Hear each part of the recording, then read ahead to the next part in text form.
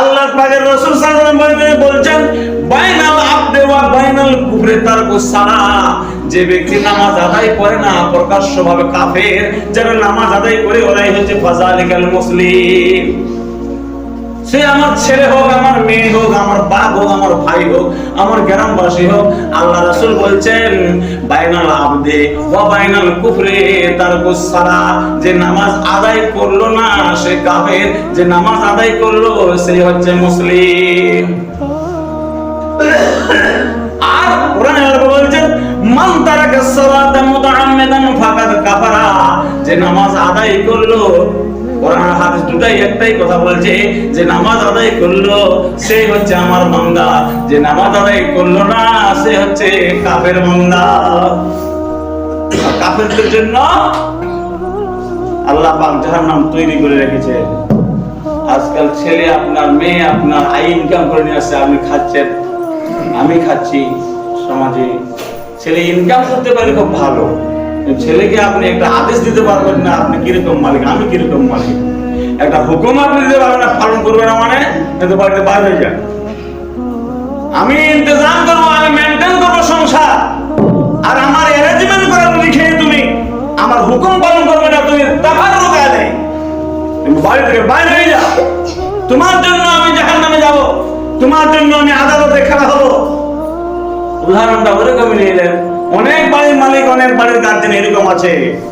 ভালোভাবে চলবা, কোথাও যেন ঝোড় ঝামেলা না হয়। যদি ঝোড় ঝামেলা করিস রে বেটা, তাহলে তোমার ঝোড় ঝামেলায় আমি আর যাব না। অনেকে আছে, আমার বাবা বলতো ঝোড় ঝামেলায় আমি যাবো, ঝোড় ঝামেলা পাঠাবো ওখানে থাকবে, আধা কাপে থাকবে। আজকালকার জেনারেশনকে প্রতিটা গার্জেন আছে, সবারই একটা করে গার্জেন আছে, ওই গার্জেনদেরকে হুকুম দিতে হবে। একটা লোক আল্লাহর নবী সাল্লাল্লাহু আলাইহি ওয়াসাল্লামের কাছে এসে নালিশ করছে, হুজুর আমি বরবাদ হয়ে গেলাম, আমি খুব কষ্টে আছি, আমার উপরে অনেক মুসিবত। বলে কি হয়ে গেল হঠাৎ করে, আচানক কি হয়ে গেছে? নবীজিকে বলছেন 15 দিন হলো আমার ছেলেকে বিয়ে দিয়েছি আমি। ইয়া রাসূলুল্লাহ, ইয়া হাবিবাল্লাহ, আমার ছেলেকে বিয়ে দিয়েছি, বিয়ের বয়স হয়ে গিয়েছিল, আমি বিয়ে দিয়ে দিয়েছি। 15 দিন পরে আমার ছেলের বউকে জিজ্ঞাসা করছি, মারে কেমন ভাবে তোমার স্বামী তোমার সাথে ব্যবহার করছে, কেমন ভাবে কথাবার্তায় আসছে, কেমন তুমি সন্তুষ্ট কি অসন্তুষ্ট? দায়িত্ব আছে গার্জেন বলে, আর ভাতের হাঁড়ি ব্যবস্থা করে দেওয়ার গার্জেন আপনি, আমি। আর এদিকে কোনো আর দুর্ক্ষেপ করি না, ইবাদত করছে কি করে না। তো কি বলছে, আমার বৌমা বলছে যে আপনার ছেলে সবই তো ভালো বাবা, কিন্তু শুনেন আজ 15 দিন হয়ে গেল আপনার ছেলে গোটা রাত নামাজ আদায় করে, আর দিন যখন হয়ে যায় তখন গোটা দিন রোজা রাখে। এরকম ভাবে দিন পার হচ্ছে, কোনদিন আমার সাথে শারীরিক সম্বন্ধ কায়েম হয়নি, আজ 15 দিন হয়ে গেল। এটা আমি যেন আমাকে খুব বুড়া লাগলো, খারাপ লাগলো, এই জন্য আমি আপনার কাছে দৌড়ে এসেছি হুজুর। যেহেতু আদালতে তো আমাকে জিজ্ঞাসা করবে, যে গোটা বাড়ির ব্যাপারে আমাকে জিজ্ঞাসা করবে আল্লাহ রাব্বুল আলামিন। আল্লাহ নবী সাল্লাল্লাহু আলাইহি ওয়াসাল্লাম শুনে ফরমালেন আইনাইহি, চোখ যেন লাল হয়ে গেল, চোখের মুখমণ্ডল যেন লাল হয়ে গেল।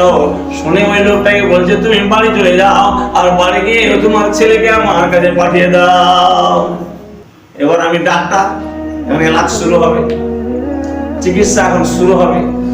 ওর ছেলে এসে শোনা মাত্র ওর ছেলে দৌড়ে এসেছে, রাসূলুল্লাহ সাল্লাল্লাহু আলাইহি সাল্লাম ডেকেছে, এর চাইতে খুশখবর আর কি হতে পারে?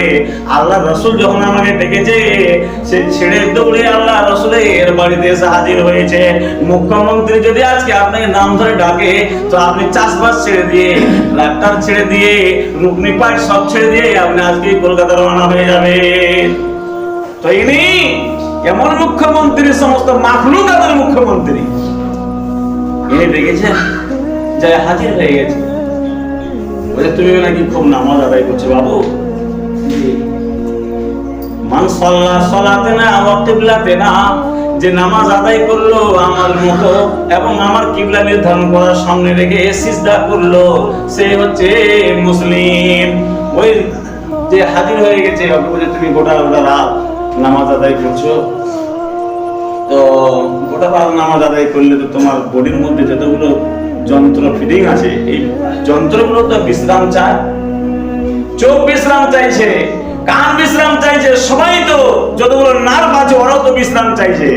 যদি আপনি বিশ্রাম না করেন, আরাম না করেন, তাহলে আপনার নার্ভের দোষ হয়ে যাবে, চোখের দোষ হয়ে যাবে, কানের দোষ হয়ে যাবে, সব দোষ হয়ে যাবে। রসুল কত সায়েন্টিস্ট আর কত বিজ্ঞান, রসুল দূর দিয়ে কথাটা একবার ঝাঁকাস করে কুড়িটা মেরে দূর দিয়ে ওই লোকটাকে আবেগটাকে বলছে।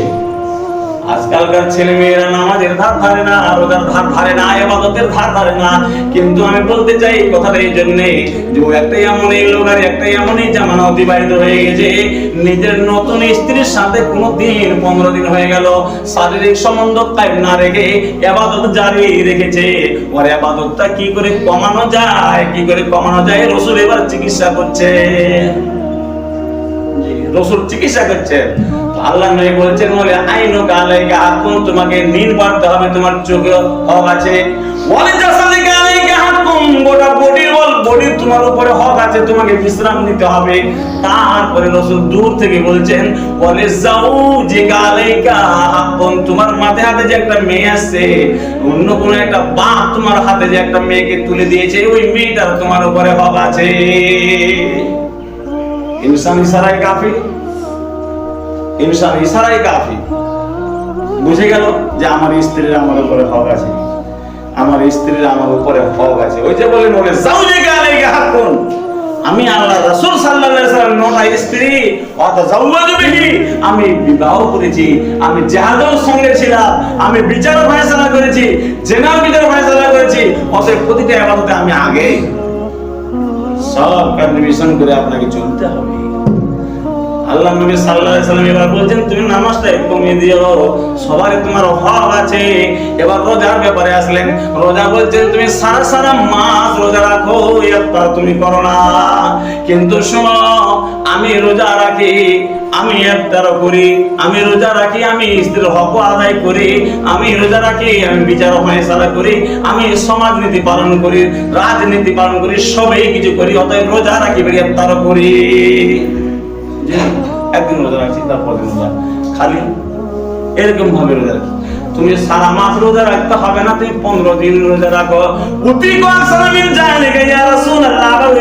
বলছে 15 দিন নয় গো হুজুর, আমি এর চাইতে বেশি রোজা রাখতে পারবো। আল্লাহ নবী বলছেন, না না না, বেশি রোজা রাখতে হবে না।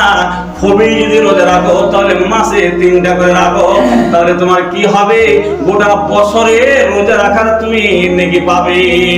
সামুদ্দাহার বলা হয়েছে, গোটা 3টা রোজা, একটা হচ্ছে 13 তারিখ আর 14 তারিখ, 15 তারিখ, প্রতিটা মাসে তুমি রাখো, তো সামুদ্দাহার গোটা বছরের রোজা রাখার তুমি নেকি পাবে আল্লাহর কাছে।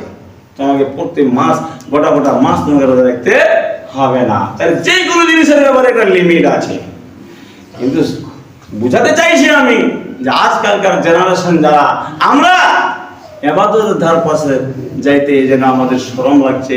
কিন্তু এমনও জামানা গেছে আর এমন মানুষ চলে গেছে পৃথিবী থেকে, যারা ইবাদত এত বেশি করতো, তাদের ইবাদত কমবার জন্য আল্লাহ রাসূল এলাজ করছেন, চিকিৎসা করছেন কমবার জন্য। তো আল্লাহ পাকের কাছে ফরিয়াদ হবে, আল্লাহ আমাদেরকে সব দিক দিয়ে, সব দিক যাতে করে আমরা বজায় রাখতে পারি, ইসলামের সারা শরীয়ত হিসাবে সব দিকটাই যাতে করে আমরা বজায় রাখতে পারি, নিজের স্ত্রী থেকে নিয়ে, নিজের ছেলে থেকে নিয়ে, নিজের মেয়ে থেকে নিয়ে সবাইকে যাতে করে আমরা ইবাদতের লাইন ধরাতে পারি। আল্লাহ তুমি এরকম আমাদের তৌফিক দান করো।